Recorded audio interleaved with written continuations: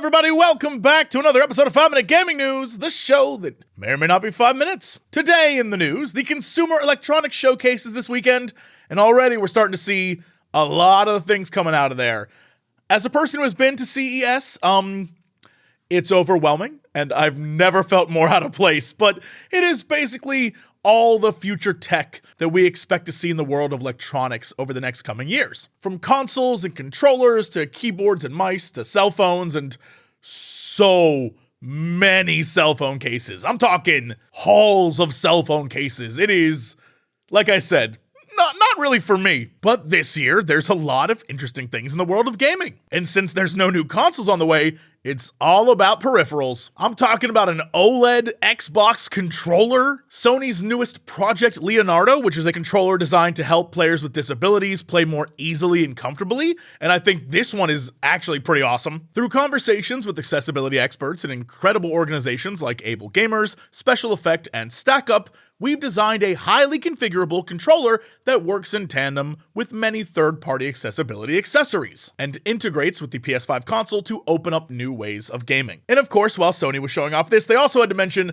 that they sold 30 million PlayStation 5s, which I'm sure will only add fuel to the console war fire. Meanwhile, for my PC gamers, well, the world of PC gaming has gone insane because RGB, oh my friends, that is a thing of the past. Now we've got keyboards that aren't just for clicks and clacks. No.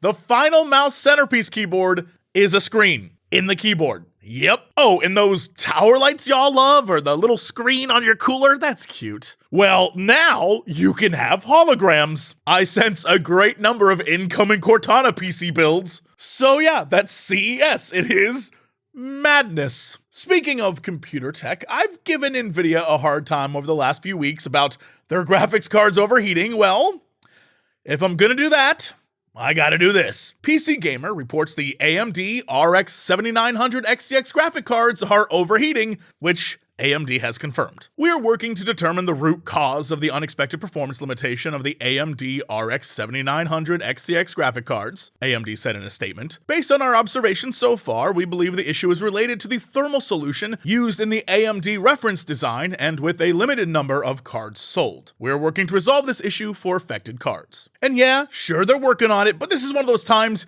you gotta give AMD shit, especially when their senior director of gaming marketing tweeted this, only for their cards to overheat too? Either way, they better be about getting this fixed because Nvidia is facing a lawsuit accusing them of misleading consumers over the safety of the 4090 and its melting cables. Meanwhile, since we're still in the world of PC gaming and graphics, a new trailer for the upcoming Atomic Heart has hit the internet featuring the ray tracing of Nvidia, and damn, it looks good. But also, hilariously, I think this trailer aptly describes what the game is.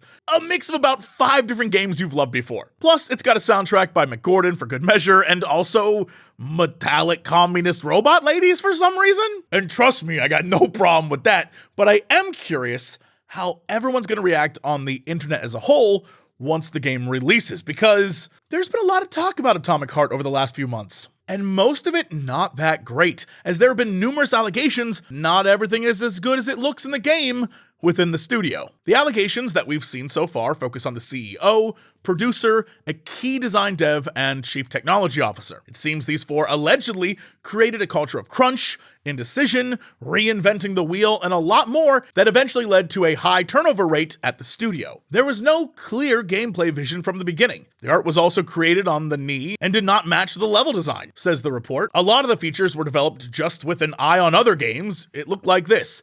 Oh, what a cool mechanic. Let's do it with us too. As a result, the mechanics did not work at all in solo or jointly, and some were constantly talked about, but things are still there. There's even been accusations that the game footage we've seen is just vertical slices and not actual real gameplay. However, the thing I think that's most interesting is that all this kind of dried up. There was a lot a few months ago about these various allegations of what was going on, and not so much anymore. And I'm really curious what that means, because we haven't heard a lot about it. So either they fixed the problems, or squashed the complainers, or I don't know, y'all. And so I'm really curious to see what this game's gonna end up being, because it looks hype as hell. But admittedly, we're just seeing a little bit of it, and we don't know much about what this game is really going to end up being. But I guess we'll all find out because it comes out in February. Anyway, that is it for me. I'm done this week. I'm headed off to MagFest, so no episode tomorrow, but hopefully I'll see you all this weekend at MagFest, and we'll be back on Monday. Thanks so much. Con season, I'm back. I'm doing it again. This year, see me at more cons. I'll be there. Hopefully none of y'all get me sick, and I can't wait to have some fun. Anyway, that's it for me. See you all Monday.